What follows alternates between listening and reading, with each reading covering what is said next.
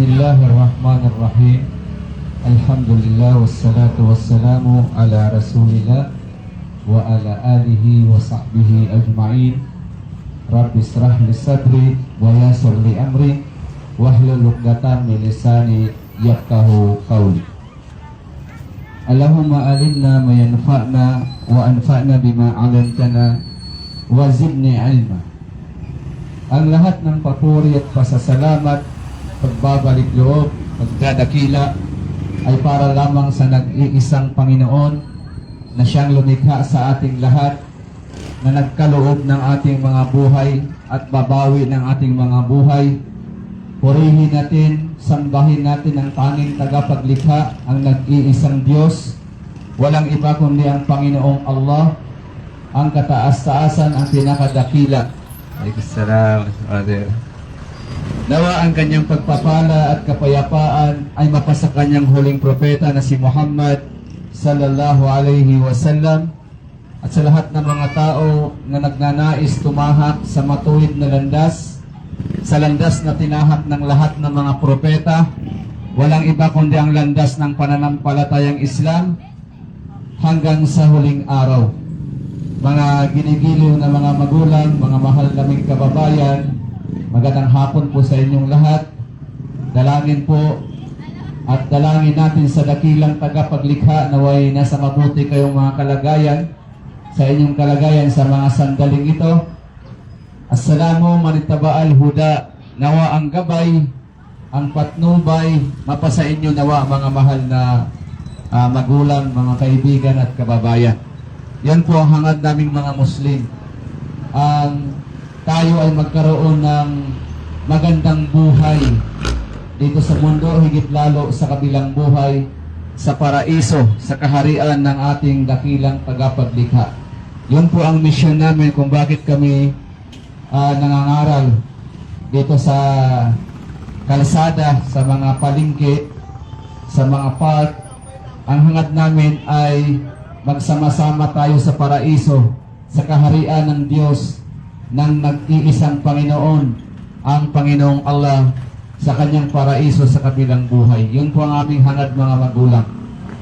Muli, ako po si Brother Abdul Qadir,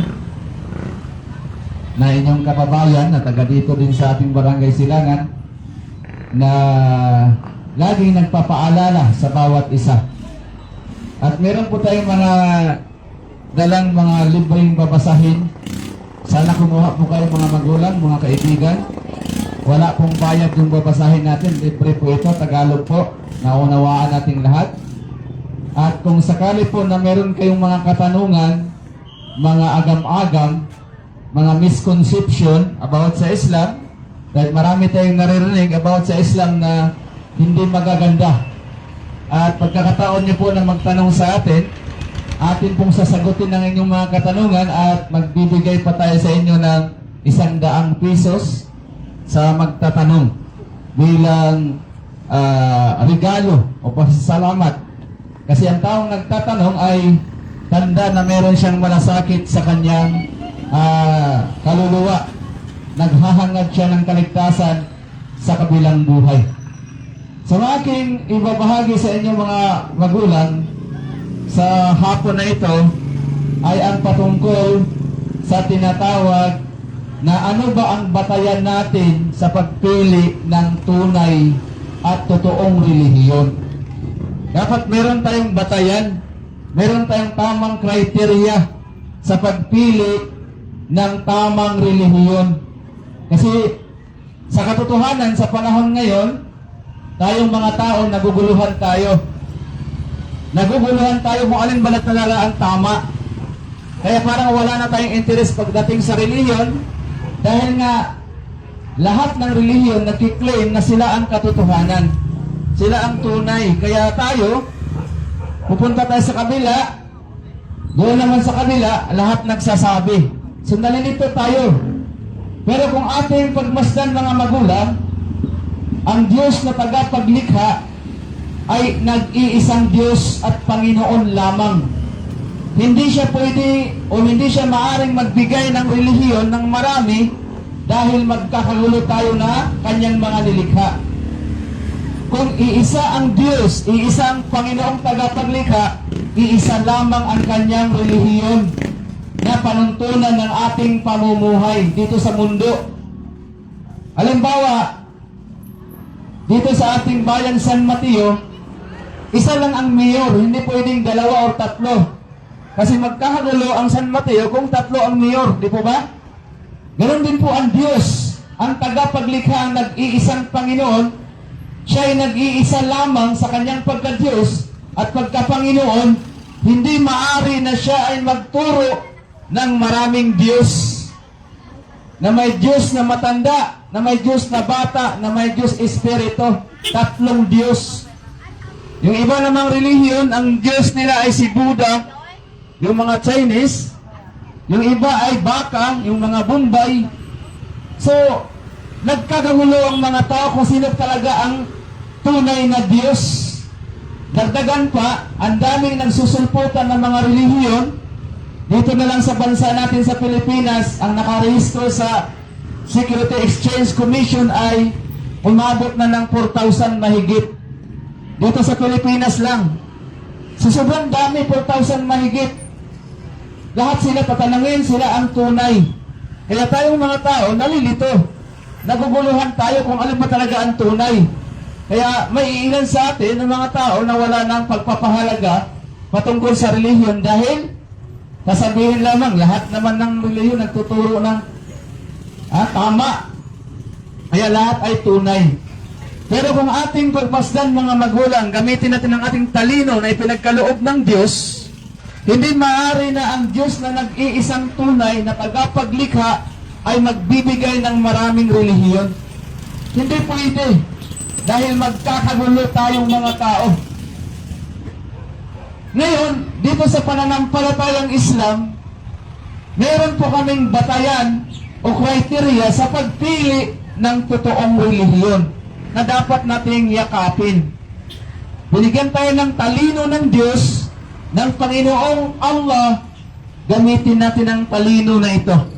Lalo ang kaluluwa ang nakasalalay sa atin dito.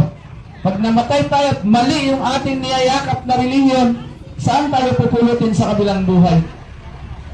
Kaya po, dito sa Islam mga magulang, magbibigay kami sa inyo ng mga criteria sa pagpili ng tamang relihiyon. Ang una po, bilang pagpapayo po ito mga magulang, hindi po ito pangungutya, ito ay payo lamang sapagkat sa Islam na relihiyon, kami po ay nagtuturo o nagpapayo ng katotohanan. Kasi ang Islam na relihiyon, ad-dinu nasiha. Islam, relihiyong pagpapayo, pagpapaalaala. So, ang una natin dito, na payo, una sa aming mga sarili, bilang mga Muslim at sa inyo mga magulang, at batayan ng pagpili ng totoong relihiyon, tunay na relihiyon, ay kailangan ang relihiyon na ating niyayakap ay relihiyon galing sa dakilang tagapaglikha. Ang Diyos mismo na tagapaglikha, siya ang nagbigay sa atin ng relihiyong ito. Dahil walang sinumang tao na may karapatan na magtatag ng relihiyon. Walang tao na may karapatan. Ang may karapatan lamang na magtatag ng relihiyon, walang iba kundi ang Diyos. Ang Diyos na tagapaglikha lamang, mga mahal na magulang. Kaya sa Islam, unang batayan o criteria sa pagpili ng tamang relihiyon, totoong relihiyon, ay galing ito sa Diyos. Diyos ang nagtatag ng relihiyong ito. Diyos na tagapaglikha ang nagbigay nito, hindi tao. Yan po ang unang batayan. Kailangan meron tayong proof o patunay na mababasa sa aklat na kapahayagan na ang relihiyon na ating niyayakap ay sinabi at lumabas sa bibig ng Diyos na ito ay saganang galing sa Kanya. Katulad po ng relihiyong Islam, mga magulang. Ang relihiyong Islam po, hindi po ito relihiyon na itinatag ni Propeta Muhammad, mapasa kanya ang pagpapala ng Allah.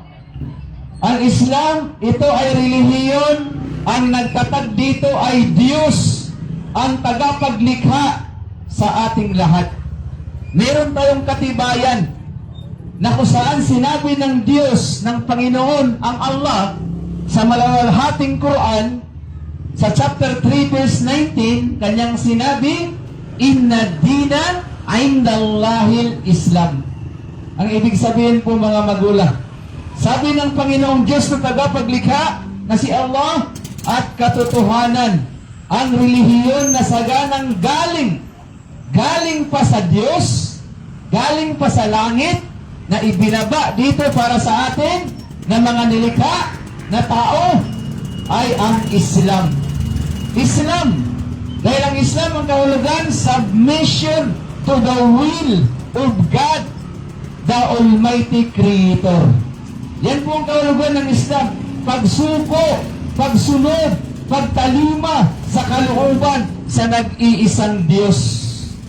Kaya ang Islam, ito ay relihiyon na galing sa Diyos. Dahil ito ay nangangahulugan ng pagsuko sa Diyos, pagsunod sa Diyos, pagtalima sa kalooban sa nag-iisang Diyos. Yun po ang kahulugan ng Islam. Kaya lumabas sa bibig ng ating Panginoong Diyos na tagapaglikha na ang Islam na relihiyon ay galing mismo sa Kanya. Galing mismo sa Diyos na lumikha sa ating lahat. Yan po ang unang batayan para makasiguro tayo na nasa tama tayo na relihiyon. Diyos mismo ang nagkaloob, hindi itinatag ng tao. Walang taong nagtatag. Kaya Islam lang po ang hindi nakarehistro sa Security Exchange Commission, mga magulang. Kasi nga hindi ito itinatag ng tao, bagkus ito ay galing mismo sa ating dakilang tagapaglikha, dahil ito ay pagsuko sa dakilang tagapaglikha, pagsunod sa kalooban sa Diyos. Kaya ang turo ng pananampalatayang Islam ay pagsamba lamang sa tangi na nag-iisang Diyos na nagtatag nito.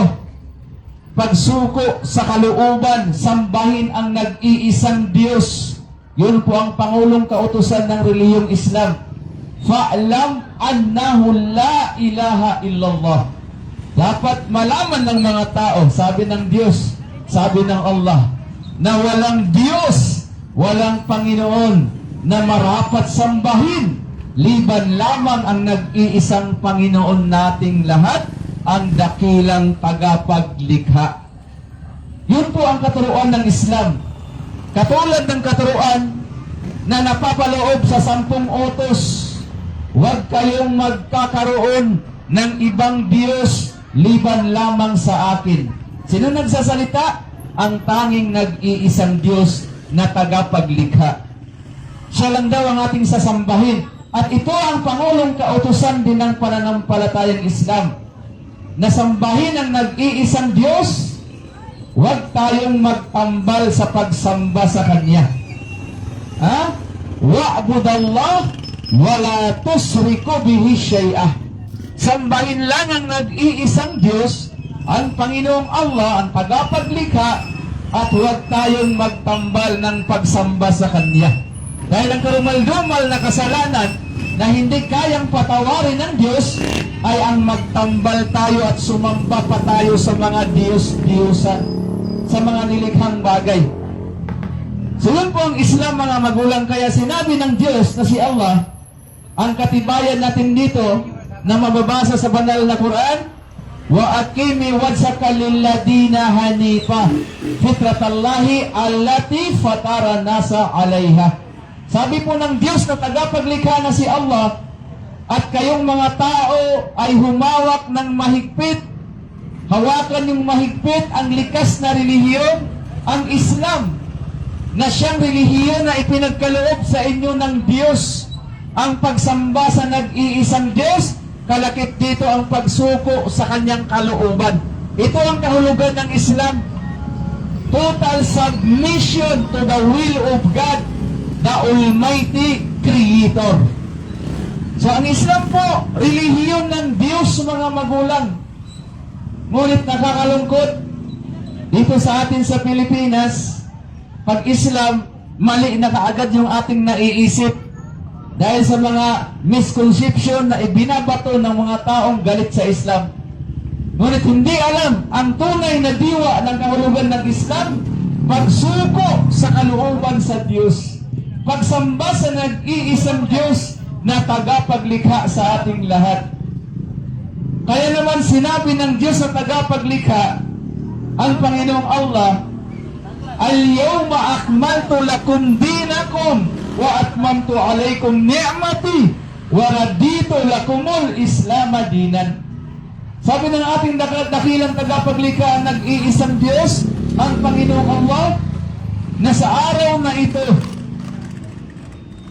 pinaging ganap ko sa inyo ang inyong relihiyon, ang inyong panuntunan ng buhay, at aking ipinagkaloob sa inyo ang awa at biyaya, at ito ang Islam, biyaya mula sa Diyos. At pinili ko, hiniram ko ang Islam bilang inyong relihiyon. Sumalinaw po mga magulang, ang naghirang sa Islam, ang nagbigay sa atin dito, ay ang Diyos, ang tagapaglikha sa ating lahat, ang the Almighty Creator, ang Panginoong Allah. Kaya ang Islam mga magulang, hindi lang po ito relihiyon. Sinasabi lang natin na relihiyon para maunawaan natin na madali, pero ang Islam, tinatawag ito sa Arabic na din. Ang din, ito ay kapamaraanan, kumpletong kapamaraanan ng pamumuhay ng tao. Way of life.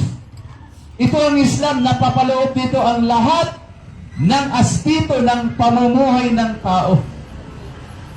Ito man ay sa loob ng pamamahay, sa labas ng pamamahay, sa pag-aasawa, pagninegosyo, pakikitungo sa kapwa-tao, politika, gobyerno, lahat yan saklaw ng Islam.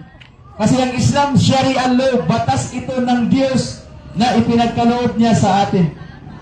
Kaya nagbabala ang dakilang tagapaglikha, ang Allah, sa sangkatauhan, sabi niya, وَمَنْ يَتَّقِي غَيْرَ الْإِسْلَامَ دِينًا فَلَنْ يُقْبَلَ مِنْهُ وَهُوَ فِي الْآخِرَةِ مِنَ الْخَاسِرِينَ.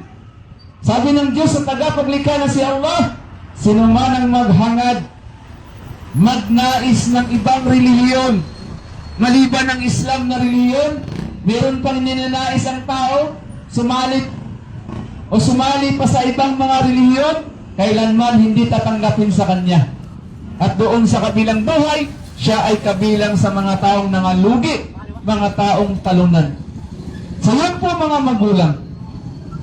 Yun po ang unang batayan natin sa pagpili ng tunay at totoong relihiyon. Kailangan Diyos po, tagapaglikha, Panginoong tunay, ang nagkaloob, nagtatag, humirang nito, hindi po tao. Dumami lang kasi ang relihiyon ngayon, umabot na ng 40,000 sa buong mundo ang relihiyon kasi ginawang negosyo na hindi natin makikita sa Islam. Kami kapag nangangaral, hindi po kami nanghihingi sa mga tao.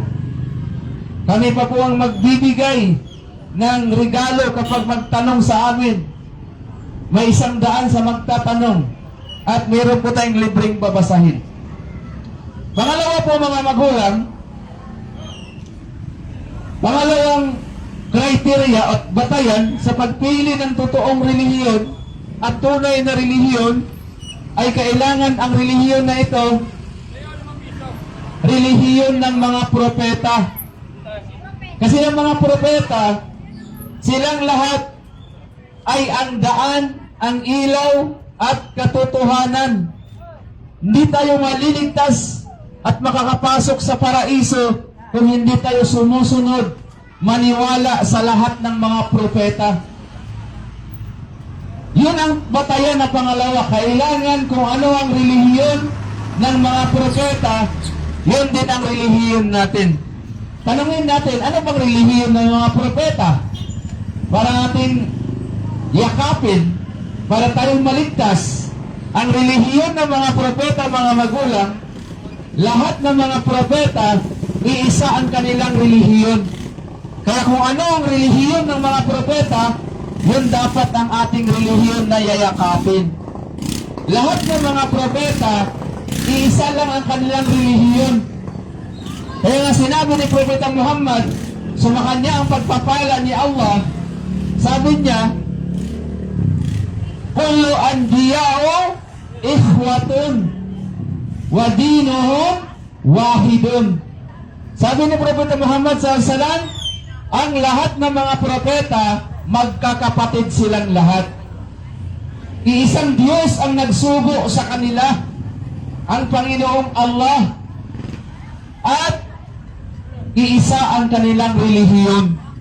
Ang relihiyon ng mga propeta ay ang pagsunod, pagsuko, at pagtalima sa kalooban sa Diyos. Yun po ang relihiyon ng mga propeta. Lahat sila sumuko sa kalooban sa Diyos. At ito ang kahulugan ng Islam, pagsuko sa kalooban sa Diyos. Katulad ni Jesucristo, sa kanyang panahon, nagturo siya patungkol sa relihiyon. Sabi niya, sambahin ang nag-iisang Diyos, sambahin ang kanyang pangalan. So ang nag-iisang Diyos, may pangalan. Praise the Lord. May pangalan. So kung ano ang pangalan ng Diyos, yun yung sinabi ni Propeta Moises. Na kung saan si Propeta Moises, ipinakilala ng Diyos sa kanyang pangalan ng Diyos. Sabi ng Diyos kay Propeta Moises, innani ana Allah, Rabbul Alamin. Katotohanan, Moises, ako nga si Allah, Panginoon ng sanlibutan. Siguro mga magulang, ang turo ng Islam, pangalawang batayan ng pagpili para hindi tayo maligaw, ay kung ano ang relihiyon na itinuturo, pinangaral ng mga propeta, ay dapat yun din ang ating relihiyon. Huwag tayong lumihis. Si Jesucristo sa kanyang panahon, si Moises, si Abraham, si Noah, si David, si Solomon, si Adan, lahat sila ay nag-utos sa kanilang panahon na isuko natin ang ating mga sarili sa kalooban sa nag-iisang Diyos. Ang pagsuko, mga magulang, sa Diyos, ito ang tinatawag na Islam. Relihiyong Islam, submission to the will of God. Yan po ang katuruan. Relihiyon ng mga propeta. Kaya nga sinabi ni Jesucristo, sundin ang kalooban ng Diyos dito sa lupa habang nabubuhay pa tayo. Sumunod ba tayo, ika ni Jesus, sa kalooban sa Diyos hanggang sa langit. Kahit pagpanaw natin, pag namatay tayo sa kabilang buhay, ganun pa rin ang relihiyon natin. Pagsuko sa kalooban sa Diyos. Islam, mga magulang. Kaya sabi ng Diyos na si Allah, patunay na ang mga propeta, Islam ang kanilang dalang relihiyon, ating mababasa sa banal na Quran. Sinabi po ng Diyos na tagapaglikha na si Allah, syara'an lakum minad-dini mawassabihi Nuhan walladhi awhayna ilayk wa mawasayna bihi Ibrahim wa Musa wa Isa an aqimuddin wa la tatafarraqu fihi.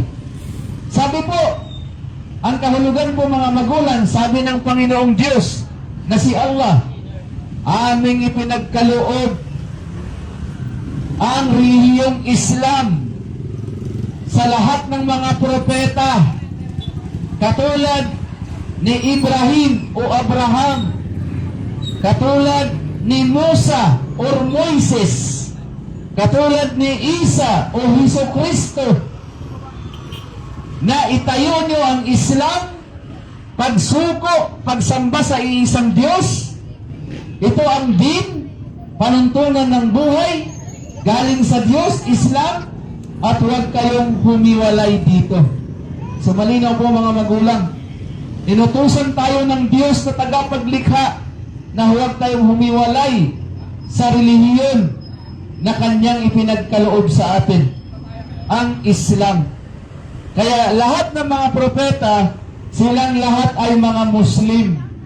Kasi ang tao na sumusunod sa kalooban sa Diyos, sumusuko sa kalooban sa Diyos, ang tawag sa kanila ay Muslim. Taliwas sa ating pagkakaunawa na ang Muslim ay taga Mindanao o ang Muslim ay Arabo. Mali. Hindi po yan ang kahulugan ng Muslim. Ang kahulugan ng Muslim ay ang tao na isinusuko niya ng buong buo ang kanyang sarili sa nag-iisang Diyos.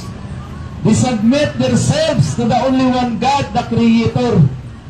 Kaya tayong lahat mga magulang, kapag sumuko tayo sa kalooban sa Diyos, ang itatawag sa atin ay Muslim. Muslim.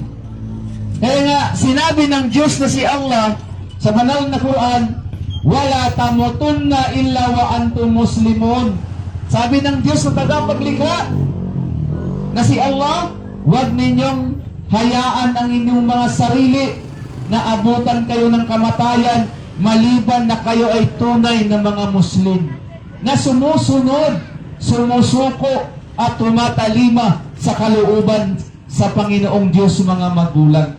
Yun po ang kahulugan ng Muslim. Kaya lahat ng mga propeta, silang lahat ay Muslim. Muslim si Jesus dahil siya ay sumuko sa kalooban ng Allah. Muslim si Moises dahil siya ay sumuko at sumasamba lamang sa nag-iisang Diyos sa Allah. Muslim si Abraham. Sa banal na Quran, si Abraham o Ibrahim ay tinukoy. Sinabi mismo ng Diyos na si Abraham ay Muslim. Ating mababasa sa banal na Quran na sinabi ng Diyos, ang Panginoong Allah, makana Ibrahimo Yahudiyan wala Nasraniyan walakin kana hanifan musliman. Binanggit ang salitang Muslim. Sa malapit na kahulugan, sinabi ng Diyos ang tagapaglikha na si Abraham, Propeta Abraham, father of faith, ama ng mananampalataya. Kilala ng mga Kristiyano, si Propeta Abraham. Kilala ng mga Hudyo, si Propeta Abraham. Lahat naniniwala siya yung ama ng mga mananampalataya. Father of faith, Propeta Abraham. Na si Propeta Abraham, ayon sa Panginoon Diyos na si Allah, siya ay isang matuwid na Muslim. Hindi siya nagtatambal ng pagsamba sa nag-iisang Diyos. Siya ang tinatawag na hanifan, pinuno ng pagsamba lamang sa nag-iisang Diyos. Si Abraham, hindi Hudyo, ni hindi isang Kristiyano. Kasi yung Hudyo at Kristiyano, lumabas lang yan, matagal ng panahon na wala na si Propeta Abraham. Katulad ng mga Hudyo, ang Judaismo, ang mga Hudyo sa Israel, ang kanilang relihiyon ay lumabas lamang yan sa tribo ni Propeta Judah. O si Judah na anak ni Isaac. Di ba si Isaac? Nagkaanak ng 12 tribes, 12 tribo. Isa ang tribo doon, tribo ni Judah. So, apo si Judah ni Propeta Abraham. So, doon lang lumabas ang Judaismo sa panahon ni Judah. Kinuha sa pangalan ni Judah, Judaismo. Pero, si Abraham, lolo ni Judah. Ay, wala siyang kinalaman si Propeta Abraham sa relihiyon ng mga Hudyo. At lalo si Propeta Abraham, hindi Kristiyano. Bakit? Kasi lumabas lang din ang Kristyanismo, matagal na panahon na wala na si Hesus Kristo dito sa mundo. Ang kahulugan ng Christianity ay followers of Jesus Christ. Christ, Christianity. Kristo, Kristiyano. Pagasunod ni Kristo. Pero si Abraham, matagal ng panahon, wala pa si Hesus Kristo, libo-libong taon ang nakalipas. Si Abraham, ang kanyang relihiyon ay pagsuko sa kalooban sa Diyos. Siya ay Muslim kasi ang taong sumuko sa kalooban sa Diyos, tinatawag siyang Muslim. Kaya kung may Muslim kayo nakilala na gumagawa ng masama, labag sa Islam, siya ay nakakahiya na tawaging Muslim. Nakakalungkot na tawaging Muslim yung tao na yaon. Kasi ang pagiging Muslim hindi po namamana. Hindi porket ang magulang mo ay Muslim, Muslim ka na rin? Hindi. Dahil ang tunay na kahulugan ng Muslim ay tao na sumuko sa kalooban sa Diyos. Kung hindi ka susuko sa kalooban sa Allah, magawa ka ng pagsuway, ay nakakahiya kang tawaging Muslim. Kaya lahat ng mga propeta, Muslim silang lahat. Kaya nga si Abraham, tinawag na Muslim ng dakilang tagapaglikha. Si Abraham ay hindi Hudyo, ni hindi Kristiyano, siya ay isang matuwid na Muslim. Pinuno siya sa pagsamba lamang sa nag-iisang Diyos. Kasi ang Muslim, kapag kami ay sumamba, ay direct lang kami sa nag-iisang Diyos na tagapaglikha. Walang tagapamagitan. Ha?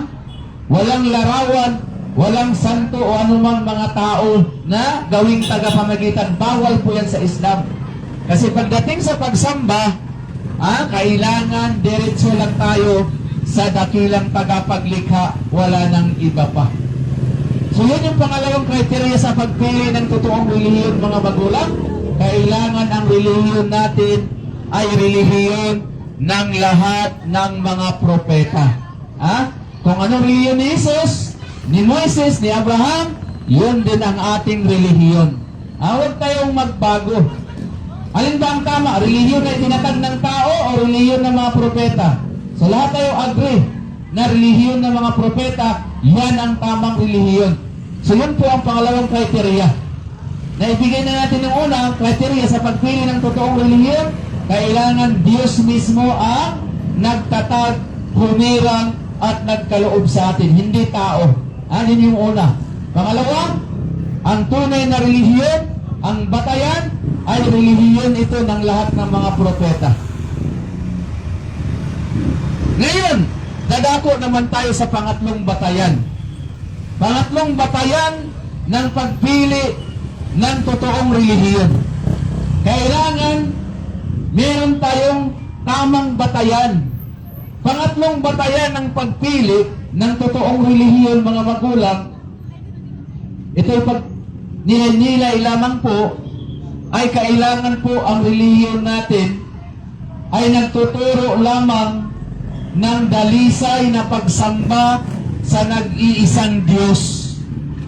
Kailangan ang tunay na relihiyon nagtuturo lamang ng pagsamba sa nag-iisang Diyos. Kailangan hindi siya nagbabago. Hindi nagbabago ang katuruan. Mananatili sa pagsamba lamang sa nag-iisang Diyos, iisang Panginoon. Dahil pag nagbago ang katuruan ng relihiyon, masasabi na natin na ito ay piki, hindi totoo. Katulad, mga magulang, ng ginto, kapag tayo ay bumili ng ginto, halimbawa may naglalako ng ginto, basta-basta ba tayong bibili kaagad? Hindi. Sinusuri natin. Dahil ayaw nating maloko, di ba? So ang ginto, ano ang ginagawa natin para masuri natin na tunay, lantay na ginto? Kukuha tayo ng suka, ilulublob natin doon, or kalamansi, or asido, na kapag ka nilublob ang ginto at nagbago, nagiging kulay puti, alam natin na ito'y piki, hindi totoong ginto. So pagdating din sa pananampalataya, sa relihiyon, mga magulang, dapat matalino din tayo. Pagka bumili tayo ng mga damit, gusto natin na original, di ba? Ayaw natin ng mga made in China. Gusto natin na signature. May pangalan talaga. Damit, ha? Ano pa kaya yung kabilang buhay? Ano pa kayong relihiyon? Hindi tayo magsuri. Kaya nga ang gold, kapag sinawsaw mo sa suka at namuti, nagbagong kulay, ay tunay na hindi yan ginto. Diba? Hindi tayo bibili.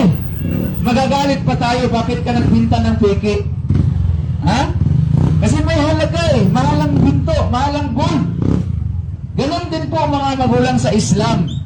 Kaya, pangatlong kriteria sa pagpili ng totoong relihiyon, kailangan hindi nagbabago ang katuruan dito. Hanggang sa kabilang buhay, mananatili ang katuruan, walang pagbabago. Katulad halimbawa mga magulang, sa mga propeta, saan ba tayo kukuha ng batayan? Siyempre ang mga propeta. Ang mga propeta, katulad ni Adan, ang unang tao si Adan. Sino ang Diyos na sinasamba ni Adan? Di ba ang nag-iisang Diyos? Di ba ang tagapaglikha na naglikha kay Adan sa paraiso? At nagpababa kay Adan mula sa langit sa paraiso, papunta sa lupa? Ang sinamba ni Adan, mga magulang, ang nag-iisang Diyos lamang. Isang Diyos ang kay Adan. Pagdating kay Propeta Noah, yung gumawa ng malaking barko o arka, si Noah, ang Diyos ni Noah, ay yung nag-iisang Diyos pa rin na ating tagapaglikha na si Allah. Pagdating naman kay Propeta Abraham, ama ng mananampalataya, sino ang Diyos na sinasamba ni Abraham na nagkaloob sa kanya ng dalawang anak na si Isaac at saka si Ismail? Yung nag-iisang Diyos pa rin, ang tagapaglikha pa rin na si Allah. Kasi isa ang Diyos na nagsugo sa lahat ng mga propeta. Pagdating kay Moises, sino ang sinamba ng Diyos ni Moises?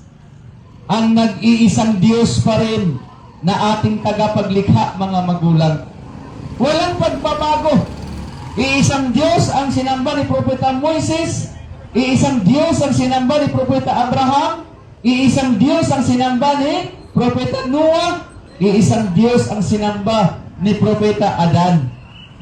Ngayon, pagdating kay Propeta Jesucristo, si Jesucristo, sa kanyang panahon, siya ay nagturo na mayroon lamang iisang Diyos na tunay na dapat nating sasambahin para magkakaroon tayo ng buhay na walang hanggan. Di ba sinabi ni Jesucristo sa Juan 17 talatang 3, ito ang buhay na walang hanggan, na makilala kanila na iisang Diyos na tunay. Iisang Diyos pa rin ang sinamba ni Jesucristo. Kaya ang Pangulong Kautusan ni Jesucristo, mga magulang, kanyang sinabi, pakinggan niyo, Israel, ang Panginoon nating Diyos, ang Panginoon natin ay iisang Panginoon lamang. Kung kaya't sambahin niyo ang nag-iisang Panginoon ng buong lakas, buong puso, buong isip. Yun po ang sinabi ni Jesucristo. Sambahin lang daw natin ng buong lakas ang nag-iisang Diyos, ang tagapaglikha, ang nag-iisang Diyos. So ating makikita, mga magulang, si Jesucristo, iisang Diyos ang kanyang sinamba. Si Moises, iisang Diyos pa rin ang sinamba niya, ang Allah na tagapaglikha. Si Propeta Abraham, iisang Diyos pa rin ang kanyang sinamba. Si Propeta Noah, iisang Diyos pa rin ang kanyang sinamba. At ganoon din si Propeta Adan, iisang Diyos ang kanyang sinamba. Pero paglipas ni Jesucristo, pagkatapos ni Jesus, ano na nangyari ngayon? Si Jesus na ngayon ang ginawang Diyos. Si Jesus na ngayon ang sinamba. Nagbago. Bakit nagbago? Kasi iisang Diyos ang pinapasamba ni Jesus, iisang Diyos ang pinapasamba ni Moises, iisang Diyos ang pinapasamba ni Abraham, iisang Diyos ang pinapasamba ni Noah, ni Adan. Pero paglipas ni Jesucristo, si Jesus na ngayon ang sinamba. Nagiging Diyos na siya. So nagbago. Bakit nagbago? Kasi si Jesus sa kanyang panahon, itinuturo niya na ang kaligtasan ay pagsamba lamang sa nag-iisang Diyos, sa dakilang tagapaglikha, At yan ang buhay na walang hangganan. Kaya nga sa banal na Quran, sinabi ni Jesus ng ganito, wa innallaha rabbi wa rabbukum fa'buduhu hada siratun mustaqim. Sabi ni Hesus Kristo sa kanyang panahon at katotohanan, si Allah ang aking Panginoon, inyo ring Panginoon. Kung kaya't sambahin niyo si Allah, yan ang matuwid na landas. Yan ang matuwid na landas, mga magulang. Sambahin daw ang Panginoong Allah. Pero ngayon, sino na ang sinamba? Si Jesus na ngayon ang sinamba. Nagbago na, mga magulang. Kaya isinugo si Propeta Muhammad, ang huling propeta. Ano ba ang turo ni Propeta Muhammad? Nagbago ba? Ang turo ni Propeta Muhammad, nireveal sa kanya, Qul huwallahu ahad. Sabihin mo, Muhammad, sa mga tao na ang Diyos ay iisa lamang. Ang Diyos, ang Panginoon ay nag-iisa. So hindi nagbago ang turo ni Propeta Muhammad, mga magulang.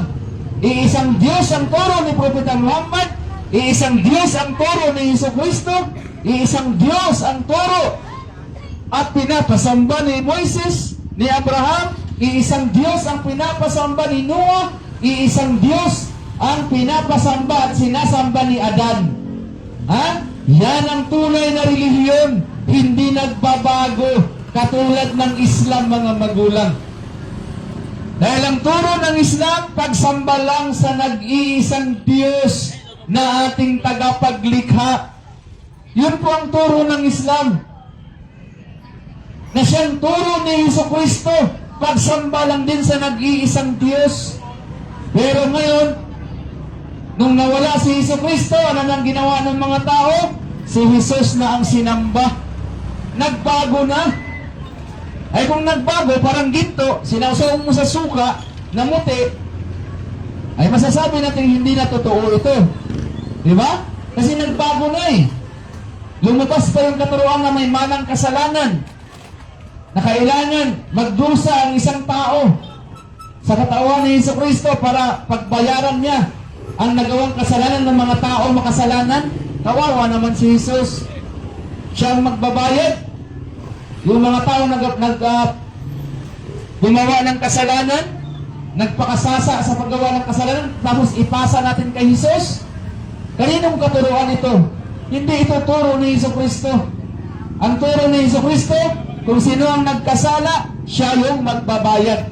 Siyang paparusahan. Kahit naman sa husgado, hindi ka paniniwalaan ng mga husgado na pagbayarin mo yung taong walang kasalanan, hindi yan mananalo doon. Iimbestigahan niya ng mga hurado. Sino nagkasala? Siya yung parurusahan. Kaya makikita natin, mga magulang, ang totoong relihiyon. Naglatag na tayo, 3 lang ibinigay ko. Maraming batayan, kriteria sa pagpili ng totoong relihiyon, pero 3 lang ang nilatag ko sa inyo. Una, kailangan ang tunay na relihiyon, Diyos mismo ang nagtatag, Diyos mismo ang nagkaloob, Diyos mismo ang naghirang, hindi itinatag ng tao. Walang taong founder. Dahil kapag may founder ang relihiyon mo, tao, hindi yan totoong relihiyon. Tao ang nagtatag eh. Walang taong may karapatan na magtatag ng relihiyon, kundi ang Diyos lamang. Ang Panginoon lamang ang may karapatan. Pangalawa, ang tamang relihiyon ay relihiyon na lahat ng mga propeta. Kung anong relihiyon ni Jesus, ni Moises, ni Abraham, ni Muhammad, ni Noah, ni Adan, yun ang tamang relihiyon. Kasi ang mga propeta, sila ang daan, ang katotohanan. Hindi tayo maliligtas kung hindi tayo susunod sa mga propeta. At ang pangatlong criteria at batayan ng pagpili ng relihiyon, kailangan ng relihiyon, ito ay relihiyon na hindi nagbabago ang katuruan. Mananatiling dalisay, malinis ang katuruan ng tunay na relihiyon. Hindi nagbabago. Dahil kapag nagbago, parang ginto, isinausaw mo sa sukat, namuti, piki. So ang relihiyon, kapag nagbago ang katuruan, hindi na pagsamba sa tagilang tagapaglikha, sa nag-iisang Diyos, bagkus nagturo na ng pagsamba kay Buddha, sa baka, sa apoy, sa tao, sa propeta, yan ay hindi totoong relihiyon. Ha? So, yun po mga magulang, ito ay pagkumpara lamang, pagpapayo po sa inyo, hindi po kami nagsasalita dito para saktan ang ating mga damdamin. Ito po ay pagmamahal sa inyo, pagmamalasakit, dahil po ang buhay natin sa mundo ay napakaikli lang, hindi tayo magtatagal. Kaya kumuha kayo ng babasahin dito, libre naman, walang bayad. Kumuha kayo mga magulang, libreng babasahin, walang bayad. Ha? Pag may tanong kayo, pwede kayong magtanong, magbibigay tayo sa inyo ng 100 pesos. 100 pesos sa magtatanong. At libreng babasahin, meron tayo dito. So maraming salamat po mga magulang, mga kaibigan. Paumanhin po, kung meron tayong nasabi na nasaktan ng inyong mga damdamin, patawad, humingi ako ng paumanhin. Ang amin po bilang mga Muslim ay katotohanan lamang. Dahil ang katotohanan, ayon kay Jesus, siyang magpapalaya sa atin. So paano tayo palalayain kung emosyon ang gagamitin natin? Kasi may mga tao na nagsasabi, dito na ako namulat, dito na rin ako mamamatay. So yan po ay maling kasabihan. Kasi parang ganito po, kung tayo po ay nabuhay na mahirap, hayaan na lang ba natin ang ating sarili na maghirap? Hindi ba tayo magsumikap para umasinso? So ganun din po, pagdating sa pananampalataya, dapat tayo po ay masid, no? Mapagnilay-nilay tayo. Kasi kaluluwa ang nakasalalay dito. So hanggang dito na lamang po. Maraming salamat sa inyong pakikinig. Wa akhir da'wana alhamdulillah rabbil alamin. Assalamualaikum warahmatullahi wabarakatuh.